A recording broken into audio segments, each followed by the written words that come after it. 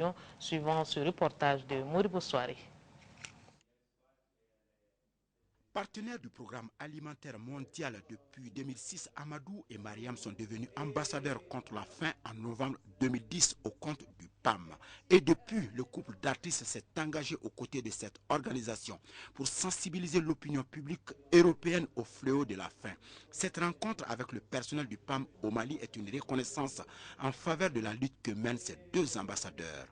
Amadou et Mariam se sont invités en servant de leur musique pour attirer l'attention sur les efforts du PAM et des autres institutions, comme celle de l'Union européenne, pour aider ceux qui sont les plus besoins. D'ailleurs, permettez-moi de rappeler que la Commission européenne et le PAM viennent de renforcer leurs efforts conjoints dans le Sahel pour lutter contre la faim auprès des personnes les plus vulnérables, notamment les femmes et les enfants, grâce à 30 millions d'euros d'assistance humanitaire.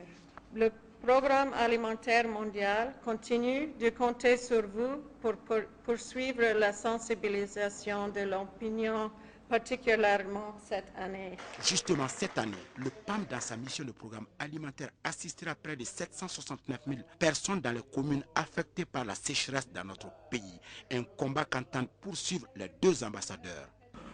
Nous avons pris le combat et nous voulons sensibiliser les uns et les autres. On a fait des chansons déjà pour sensibiliser, pour dire que nous sommes prêts pour lutter. Et dans tous nos concerts, nous essayons de parler de ce que le PAM a fait parce que nous avons été à Haïti, on a été sur les sentiers, donc on a vu pas mal de choses. Et de là, alors, ça nous a beaucoup édifié et nous avons été à Rome, on a été en Belgique, partout où on passe, on laisse des messages pour sensibiliser. À l'issue de la cérémonie, le couple a reçu des t-shirts et des casquettes comme cadeau symbolique pour immortaliser cette rencontre. En retour, les deux ambassadeurs ont gratifié l'assistance de cette belle chanson en guise de remerciement.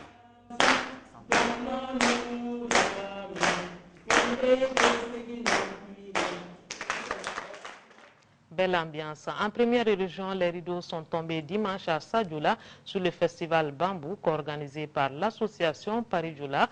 Ce festival a pour objectif la revalorisation de la culture malinké et la protection des sites touristiques de la commune de Sadioula. La rencontre de 3 jours a permis un brassage des jeunes du Niagala et du Tambaoura. Elle a enregistré la présence du ministre de la Culture, Amanyang, du gouverneur de la région, des partenaires du festival et une délégation de l'association Paris-Djoula venue de la France. C'est ce que nous signale notre correspondant Jafar Aïdara.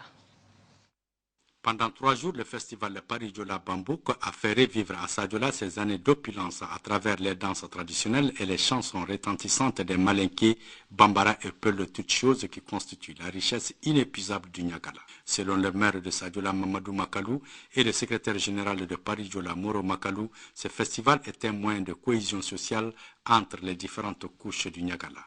Cette deuxième édition du festival Paris-Djoula a été un moment privilégié de dialogue et de rencontre des cultures Malinké, Bambara et Peul face aux menaces de disparition de certaines valeurs culturelles positives. Elle a été l'occasion d'interpeller les décideurs à plus d'accompagnement pour la promotion et la protection des sites, des valeurs et du patrimoine culturel et touristique de la commune de Sadioula. Et cette culture, je pense que si on arrive à ramener tout le monde, que chacun se reconnaisse dans sa culture, comme on le dit en Bambara, Soudon, Michidon, Yeredon, Rafsa, Nader. Ce festival, pour la première fois, a regroupé les 46 villages qui constituent la commune de Sadioula et les troupes de Kenyeba, de Djalafara, dans le Tambaoura, favorisant ainsi une nouvelle dynamique entre les jeunes de différentes localités. Le festival Paris-Djoula, sa spécificité, c'est autour des mines.